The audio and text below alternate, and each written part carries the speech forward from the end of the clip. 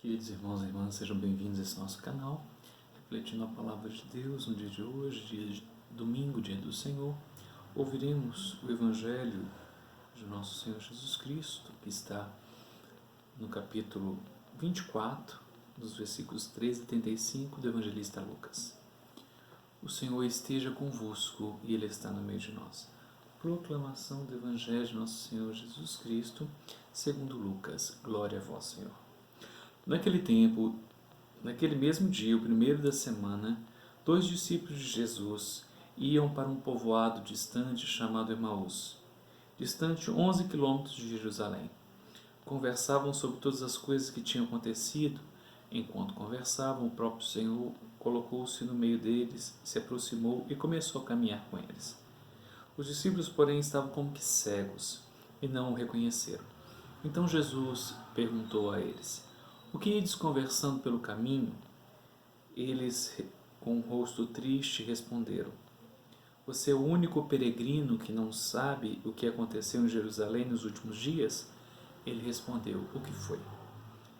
E eles responderam: o que aconteceu com Jesus o Nazareno, que foi um profeta, poderoso em obras e palavras diante de Deus e dos homens.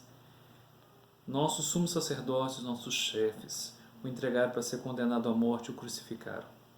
Nós esperávamos que ele fosse libertar Israel, mas apesar de tudo isso, já faz 3 dias que todas essas coisas aconteceram. É verdade que algumas mulheres do nosso grupo nos deram um grande susto. Elas foram de madrugada ao túmulo e não encontraram o corpo dele.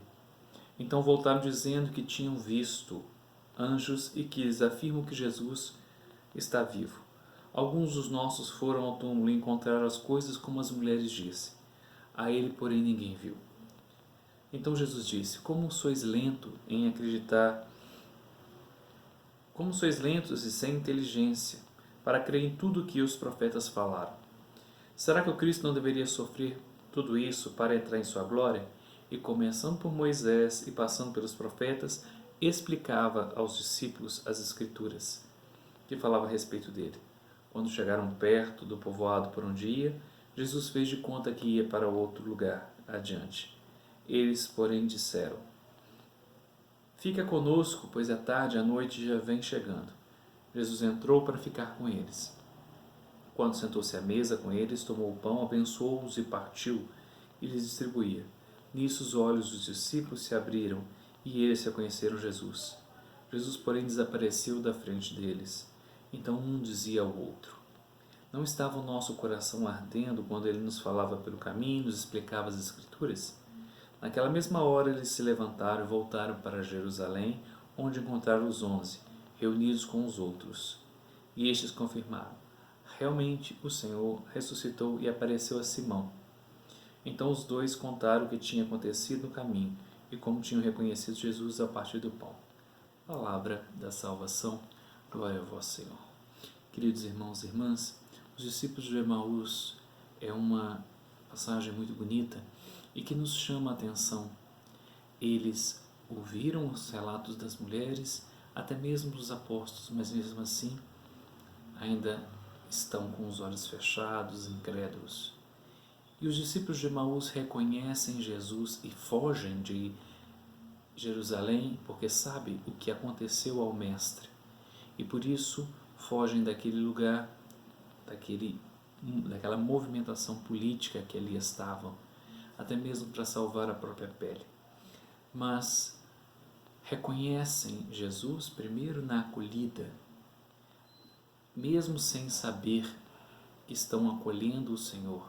Seus olhos estão fechados, tristes, estão amargurados, porque não percebem que o Senhor verdadeiramente ali está. E o Senhor lhes explica as Escrituras e, ao partir o pão, se revela. Como os discípulos de Emaús, devemos também dizer: fica conosco, Senhor. É tarde, a noite já vem. A noite do medo que o coronavírus produz em cada um de nós, dessa incerteza da economia, a incerteza da própria vida, do cuidado para com ela. a incerteza de muitos que estão entrando em depressão, achando difíceis. Hoje conversava com algumas pessoas pela internet que diziam: já não aguento mais ficar em casa. E a gente deve se lembrar, nós devemos dar graças a Deus que temos um teto, temos uma família, temos um alimento, e devemos fazer aquilo que podemos para que todos os outros também tenham, os nossos irmãos também tenham da mesma forma. Então é preciso clamar ao Senhor: fica conosco, Senhor, nesse momento difícil em que estamos passando, nesse momento de dificuldade. Fica conosco, que a Tua graça nos oriente e nos proteja. Hoje na homilia da missa eu falava do Santo Terço, que cada um de nós deve ser verdadeiramente como o rosário. Ele só funciona porque todas as cadeias dele estão unidas, ou seja, todas as contas estão unidas, formando então uma verdadeira cadeia que forma o terço. Se uma pensar por si próprio, se uma disser: olha, basta, eu me basto, eu não preciso do outro, perde-se o sentido e o terço se desfaz. Da mesma forma somos nós, se pensarmos somente em nós, não conseguiremos nada. Somos o que somos porque somos de Cristo, e Ele nos convida a unirmos a nossa oração, a nossa atitude, a nossa consciência. Então que Deus nos fortaleça hoje e sempre, e como os discípulos de Emaús digamos com confiança: fica conosco, Senhor.